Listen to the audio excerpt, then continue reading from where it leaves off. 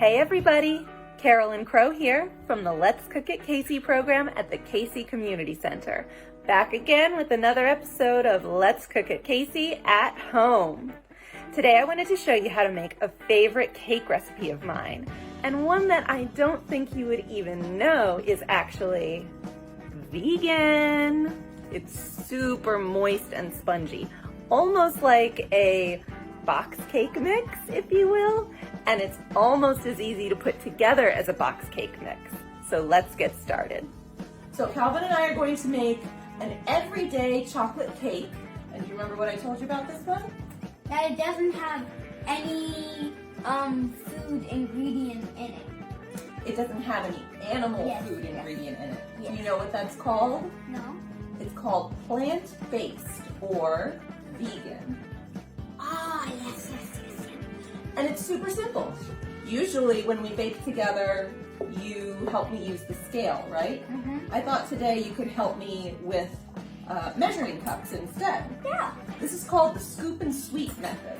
You scoop your flour into your measuring cup, and you want to be careful not to pack the flour into the cup, and fill it so that it's overflowing like that, and then using the flat side of a knife, put the flat side down on the measuring cup and sweep it across. Cool, and now it looks perfectly flat. Now it looks perfectly flat. All right, you're gonna do one now. You need 2 of those, okay? Okay. Is this enough? Yeah, hold it over the container though so you don't spill flour all over. Good. Now you don't wanna shake it, you don't wanna tap it on the counter because that will pack the flour down and then you'll have too much flour in your measuring cup. Beautiful. Into the bowl. Super flat. Okay, and one more like that. Okay. That's better. Precision is the name of the game, especially with baking. All right, so that's the flour. Good, flour's done. Now sugar doesn't get compressed in the same way that flour does, so you don't have to be as precious about it. Usually I just use another measuring cup to scoop it in. If you're pouring out of a bag of sugar, then you can just feel free to pour like that. This is just a little awkward to pour, so I don't usually do that. I don't want to get sugar all over the place, so I'll just scoop. 1 cup of sugar coming up. Wop. Flop. All right, use that whisk. Okay, next we need a 1/4 cup of cocoa powder. 1/4 cup of cocoa powder. 1/4 cup of cocoa powder. Again, you don't have to be as precious with measuring the cocoa powder. I'm just going to pour it like that. Boop.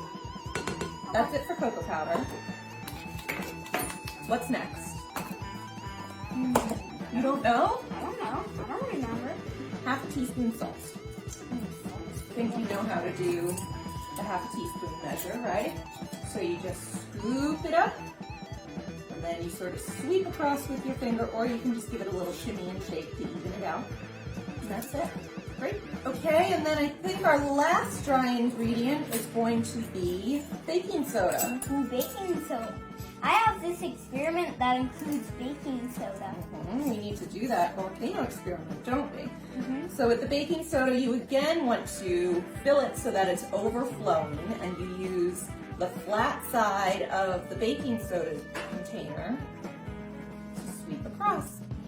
Nice and flat and perfect. Next we need to do the wet ingredients. We've got a separate bowl here for that. Ordinarily we would use a wet measuring cup for that, but I can't find mine right now. So we're just gonna use the dry measuring cups.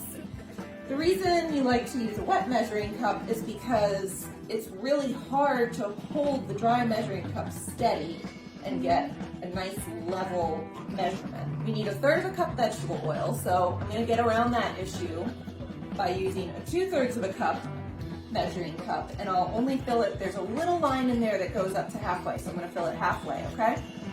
How's that look? Okay, perfecto. Perfecto. Perfecto, the tecto. Oh, can I put in the video? Right. I like to put in the video. it over your bowl. Oops. There you That go. always happens. Well, a couple extra drops of vanilla won't hurt anybody. And a tablespoon of vinegar. That's the other thing I'm gonna use in my experiment. Oh, Calvin, you're helping us learn something about baking. What do you think is going to happen when we combine the vinegar with the baking soda? Let's see. Maybe it'll bubble up. That's exactly right. And in my experiment, it's Right, it'll explode out of your volcano, and go like. but that's when it just has baking soda and vinegar and some color mixed into it. When it has flour and sugar and cocoa powder and all of those heavy ingredients weighing it down, it won't explode out of the Yeah, pan, it won't go like. but it will bubble up and create a nice, airy, spongy, yummy cake. Is that water that we're gonna use? This is water that we're gonna use. Good eye, Cal. All right, we need 1 cup. Now can I pour it in? Yes.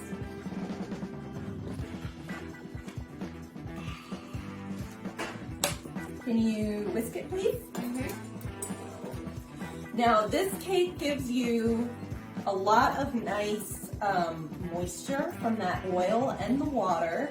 It gives you that nice, bubbly, spongy texture from the vinegar and the baking soda reacting with one another. It gives you great chocolate flavor from the intensity of the cocoa powder. And it's all vegan. We actually have a super fun plant-based cooking class coming up. It's plant-based desserts and snacks. I mean, Here's this, your mom. okay. This is a recipe that I have made for Calvin's birthday cake many times just because it's so moist and delicious. My birthday's coming soon. Birthday is coming soon. Now this is optional, but since we're not going to do a frosting on this cake, I like to do some chocolate chips. You want to steal one, I can see. Go ahead. With an American company called Gaithersburg. It used to be kind of hard to find it in the grocery store, but I've been seeing it everywhere again. So if you see this nice gold or like a reddish bag in the grocery, this is good chocolate and it's fair trade certified. Let's buy responsibly sourced chocolate, folks. Can I pour it in? Yeah, sure. All? I think so. We just want to use the rest of the bag up, right? So we have here a 9-inch round cake pan with 3-inch sides. You don't want to do anything, one of those little 1-inch cake pans wouldn't be big enough. I've got a piece of parchment, which is optional, but better be safe than sorry. A quick spray. That makes the parchment stick. And then I just pop my parchment down in. And then a little more. Okay, so I'm just going to use my spatula to get down to the bottom and make sure we mixed up everything thoroughly. Now, do you want to pour it? Yep.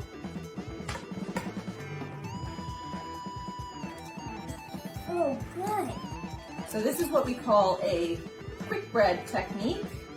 You just dump everything in the bowl and mix it, and that's it. Hey, and we're gonna pop this in the oven, 350 degrees for about half an hour. Ooh, that's a long time. We have to wait a long time, and then we have to let it cool. Oh, It'll be ready after dinner. good.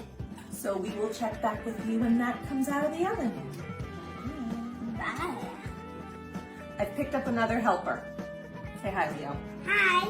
So our cake is done baking. It took about 35 minutes or so, but after the cake was done baking, we had to go straight into fixing dinner. So we haven't taken it out of the pan yet, and now is the time to do that. Since we're using a sharp knife, Mama will do that. We don't need to use a super sharp knife for this. A butter knife will work just as well. So I'm just gonna run around the edges of the pan, being careful not to stab the cake. Just trying to kind of loosen it up around the edges a little bit here. That parchment paper underneath helps a lot. Just put your plate or your cooling rack or whatever on top, and then you have to be brave and go lift. And then you can play the drums on a little bit. And then, what? It's just frozen on the bottom. That's the parchment paper. and then you peel off the parchment paper. Looks pretty good. And then you need to have another brave moment. You put your plate on top and then flip, flip, flop, flip, flop. There are a couple of different ways that you can finish a vegan chocolate cake. If you want it to remain vegan, and if you are a vegan who is okay with using white sugar and powdered sugar, you can just sprinkle it with a little dusting of powdered sugar. That's what we're gonna do.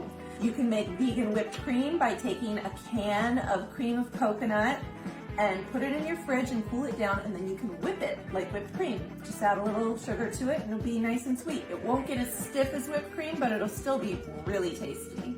So I have our powdered sugar in a little sifter here, and I'm just going to gently tap it. Oh, it's like a beautiful snowfall. Yeah. Leo, do you want to turn? Sure. Can you gently tap it and make a beautiful snowfall? Oh, now that's like it's really snowing. And that is how you make an everyday chocolate cake. It's so tasty you would never know that it's vegan. If your New Year's resolution is to change your eating habits, this is a good place to start. So we're gonna go dig into this. Thank you so much for watching. We'll see you next time. Bye. Bye.